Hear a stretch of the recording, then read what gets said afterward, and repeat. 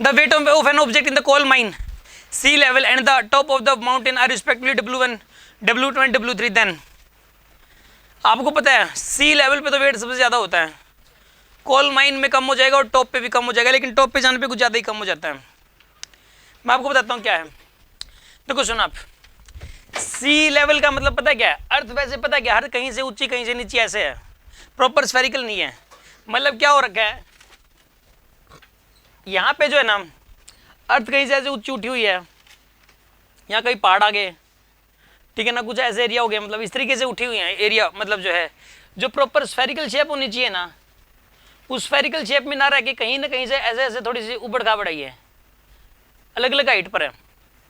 लेकिन कहीं पर भी पानी होगा, अगर मान लो यहाँ पे वाटर है, ये वाटर है मान लो यहाँ पे, तो वाटर प्रॉपर स्फेरिकल शेप में है। जहाँ पे समुद्र है ना, समुद्र का जो पानी होगा ना वो प्रॉपर स्फेरिकल शेप के अंदर ही होगा वहाँ पे।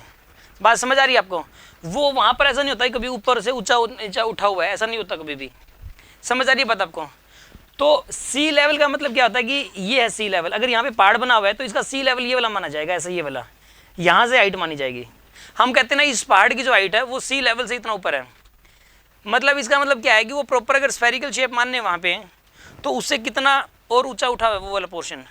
अब आपको मैं जैसे बताऊँ, जैसे हरियाणा है, जैसे वो थोड़ा सा ऊंचाई पे है, और कुछ जैसे यहाँ चले जाओ जम्मू एंड कश्मीर, ये तो जैसे पहाड़ी एरिया है, तो ये तो थोड़ा और ज़्यादा हाइट पे बने हुए हैं। मतलब जो अर्थ की जो स्फेरिकल शेप है उससे थोड़ा सा और हट के बने हुए हैं। वहाँ तक तो मतलब कभी भी समुद्र का पानी तो पहुँच ही नहीं सकता।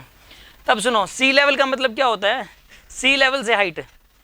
तो खैर उस बात को छोड़ो, अब मुद्दे की बात पे आते हैं हम लोग।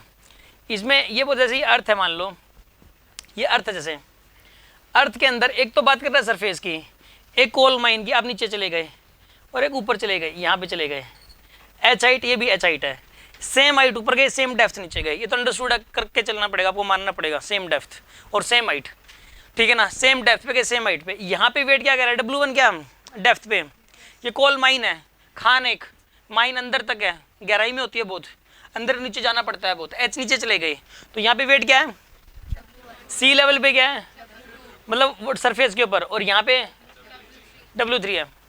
आपको पता है यहाँ का तो सरफेस पे सबसे ज्यादा होता है ग्रेविटेशनल फील्ड, कितना होता है, GME अपॉन में R² होता है, और H डेप्थ पे कितना हो जाता है, ये GS है, तो ये GS है, यानी कितना GS माइनस में 1/1 माइनस H/RE, और यहाँ कितना होता है 1 माइनस 2H/RE, यहाँ होता है GS इंटू 1 माइनस में 2H/RE। तो यहाँ पे वेट हो गया सबसे ज्यादा, उससे कम यहाँ पे, और सबसे कम यहाँ पे।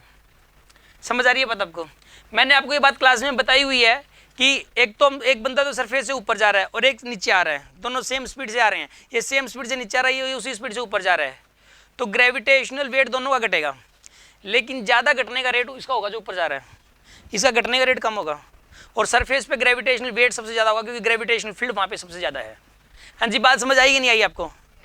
ये वाली बात क्लास में बताई हुई है, ठीक है ना। आप ये नहीं कह सकते इसे टेस्ट में पता नहीं कहाँ से क्वेश्चन दे दिया, बट उसी को एक मतलब मैंने दूसरे तरीके से बस उसको एक्सप्लेन कर दिया, लेकिन चीज़ वही पूछी है, ठीक है ना। Sea level coal mine word use कर लिया, कुछ लैंग्वेज अलग कर दी, लेकिन बात वही पूछी गई है। हाँ जी, कोई डाउट है किसी के मन में?